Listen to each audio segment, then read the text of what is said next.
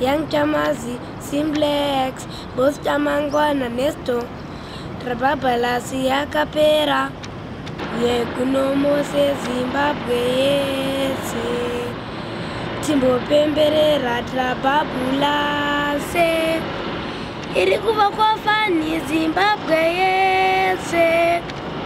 Jave Kueveza Zimbabwe, Yakanaka Kaparamende, Kunaka, Kweurumende, Kunaka, Kweutongi, Vauya Kuno, Vadzokere, Sikashika Papare, Bare Musika, Mabiri, Jinemadamu, Jerikuwa kwa Zinautamu, Mugwagwa, Kumaguta, Mugwagwa, Kumaruva, Kunomo se Zimbabwe ese.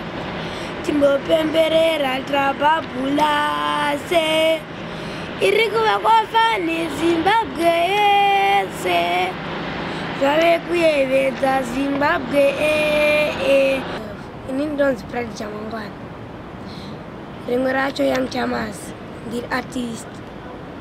Ndakaimba song yangu yekuti Trababulas yakapera. Song yakaipa zvekuti munondowana pa Facebook, TikTok, pese munondowana.